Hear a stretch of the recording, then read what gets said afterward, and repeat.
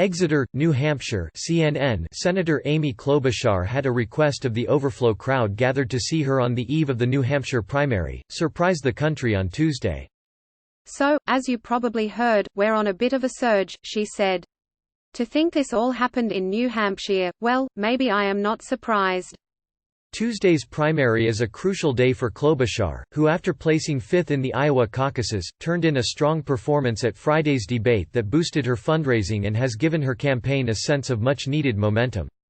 A stronger-than-expected showing could keep her competitive in a Democratic primary that soon turns to much tougher terrain for the Minnesota Senator, Nevada and South Carolina. Klobuchar has not registered any support with non-white voters in recent polls, and her campaign has not invested in those two states compared to Iowa and New Hampshire. Visit CNN's Election Center for full coverage of the 2020 race. The senator's mad dash on slushy roads that wind through the state began in earnest the moment her feet touched the ground in Manchester at 4 in the morning on Tuesday, fresh off the plane from Des Moines, Iowa. Since then, she's held more than 20 public stops, most often taking no questions from voters to squeeze in more events.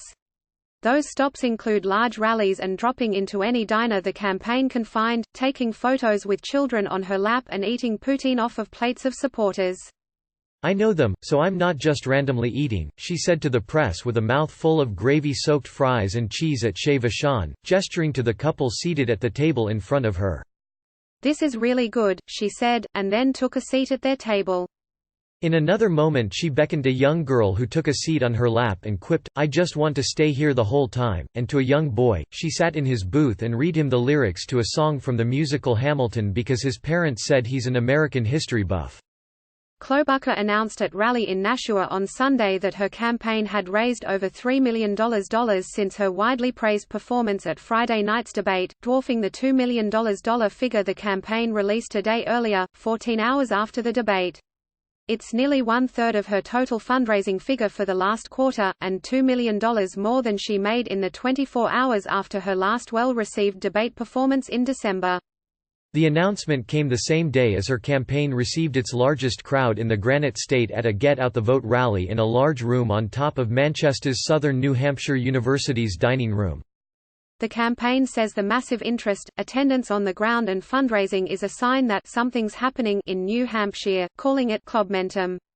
And she, herself, attributes it in part to Friday's debate, where she landed punches against former South Bend, Indiana, Mayor Pete Buttigieg, invoked her own modest upbringing and delivered a captivating closing statement about the need for empathy in the White House. "I think we've seen this incredible surge of support since the debate," she told CNN's John King. Voters who spoke with CNN also said Klobuchar's debate performance was a deciding factor in their support. "I was undecided on who I wanted to vote for until after the debate," said Mark Ludden, a college admission counselor from Windham, New Hampshire. Her performance in the debate this weekend was phenomenal. "She seems very sincere. She seems like she can connect with average Americans, unlike a lot of politicians, and that put us over the top," he told CNN in an interview on Monday. He liked both Buttigieg and Biden, but Ludden said Biden was too old for such an important position, and he questioned Buttigieg's sincerity.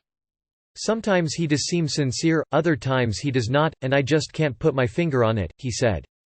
Kevin Thomas, an account from Stratham, New Hampshire, said after contributing to Buttigieg's campaign for months, he decided Monday to support Klobuchar instead. "I think her experience is worth a lot," Thomas said. "Nothing against Pete, I know he's the mayor of South Bend.